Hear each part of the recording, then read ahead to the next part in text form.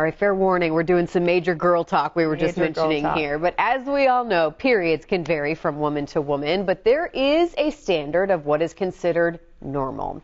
Dr. Jennifer Gilby, an OBGYN physician from Women's Care Florida, is here to explain what normal is. Good morning. Morning. We've just been chatting away up here, which I think this is so interesting and so important that we're talking about this, because as we were talking about before we started, I think us as women, we just assume what's going on with us is normal, and we're delaying going in and talking to somebody about it because we just think, well, this is how it's been, or this is what it is now, and I just need to live with it and tolerate it. Yeah, and I think that's the good message that we want to get out to women out there, is that yes, you know, having a period or having normal bleeding that's anywhere from 21 to 35 days apart, that's normal. Anything outside of those, any sooner, any longer in between, should be evaluated.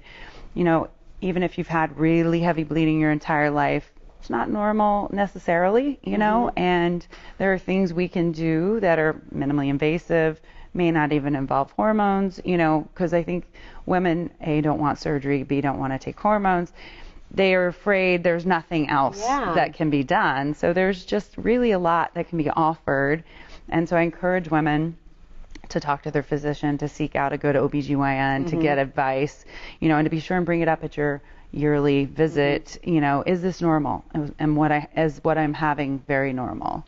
Well, and I think with certain life changes, obviously I'm just back from having a child, and I think, you know, as you age and as different life events happen, I mean, it's hard to know what normal is when your life is constantly changing. Yes, and it does change. I mean, in that time period after children, that's a very common time frame where things really are different. And, you know, bleeding might be heavier, it might be longer, it might be more frequent, it might be less frequent, you know.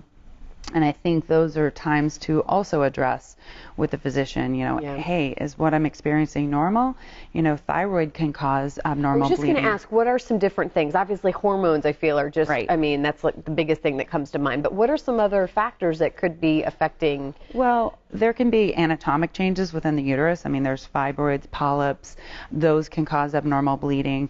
There can be hormonal fluctuations that are imbalanced, and then there can be infectious reasons behind it. And then there's, you know, the big C word, cancer, you know, pre-cancer, cancerous changes can also cause those. So, you know, there's a multitude of things that, you know, need to be investigated and not just taken at face value. Oh, this is just the way it is, and this is, I have to suffer. And treatment as well. We were talking about many years ago, I think a lot of women were getting hysterectomies. I mean, that felt like the common practice of, oh, there's something wrong, let's just take it all out. Exactly. You say there's so many different options now. That's rarely where we go now. You know, it's, I mean, we do hysterectomies, but they're really for more extreme reasons. You know, we have endometrial ablation procedures, which, you know, actually are minimally invasive, done in the office with light sedation. You're home within an hour and a half, and it can make your periods go away totally. So if you're having really heavy abnormal bleeding, you're not going through menopause, it's not affecting your hormones, you know. So it's a really nice way, if we've gone through all the other things to get there,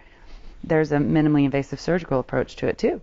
How often should you be seeing your OBGYN or your doctor? I mean, is it a yearly? Yes, so that's a great question. You know, the new recommendations for pap smears have gone to where pap smears are only needed every 3 to 5 years, depending on whether the HPV screening has been done at your pap smear. But that is not the only thing that is done at that exam. I mean, we do, you know, it's checking in, finding breast out exam, what's going pelvic on. exam, you know, everything else still needs to be done yearly. So it's really important for women, and even after a hysterectomy, for women to come see their OBGYN, discuss their hormonal issues, discuss everything that's going on, and let them help you. All right, sounds good. That's a perfect way to end the segment. Thank you so much for coming in. Thank you for having me. I really enjoyed being here. Obviously, if you have questions, you know, feel free, give them a call. There's the website there. Make the appointment, and don't be afraid to ask what is normal, what should